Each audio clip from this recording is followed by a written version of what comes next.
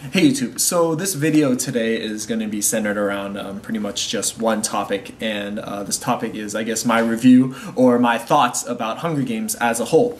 I just watched the movie yesterday on Netflix, and I've also read all 3 books per the recommendation of my wife. And now that I have read all 3 books and watched the movie, I think I can give a proper assessment as to what I think about Hunger Games. Basically, I think Hunger Games is one of the dumbest things I've ever read in my entire life. The first reason why I hate Hunger Games is because girls seem to love it. And I think the fact that girls love it makes me hate it even more. Whenever I read those Facebook posts like, "Oh, Katniss Everdeen is so cool," or like, "Oh, Katniss Everdeen and her bows and arrows and flames, I want to be her," I think it's so dumb. Why would you want to be Katniss Everdeen? I kept asking myself that question, and then I finally figured out why. You have this girl, Katniss Everdeen, who is confident, strong-willed, independent, yet has a lot of inner turmoil and doesn't know how attractive she is, and then she has 2 hot dudes willing to do whatever she says.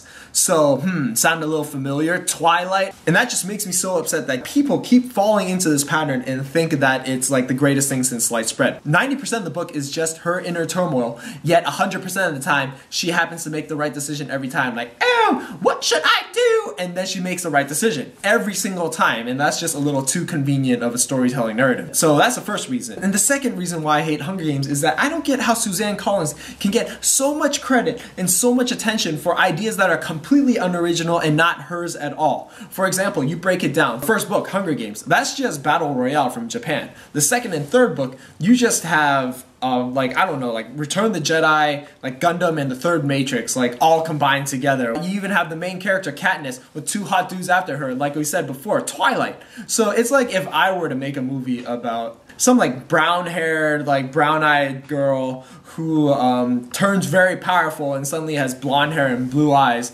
and but she's also very insecure and she doesn't know how pretty she is, and then 2 hot dudes like do whatever she says. Or if I have like a girl with like brown hair going around the world trying to catch these little critters in like little like pokey squares or something, but she's not aware how good she is, and then 2 hot dudes like do whatever she says. It's like, can I like market that as my own ideas? If I could, then maybe I just call myself Suzanne Collins, and then I just have a whole new Hunger Games for people to make movies out of. So there you have it. That's my review on Hunger Games, the movie and the Hunger Games series as a whole. So with a terrible story, unoriginal, terrible characters, not likable. On a scale of 1 to 10, I give it a 1 out of 10 for existing, and then a 0 out of 10 for anything else. And you girls have so many better role models than Katniss Everdeen. You guys have like Hillary Clinton, you guys have Michelle Obama, you guys have Elizabeth Edwards. I mean, please don't look to Hunger Games as anything more than to throw in the trash. And Suzanne Collins, shame on you. Shame on you for exploiting girls for their insecurities. Shame on you for writing this character that girls think they can relate with, but you give them the idealistic and unrealistic hopes of having 2 hot guys just chasing after them for the rest of their lives, willing to do whatever they ask. So 1 out of 10, haters gonna hate,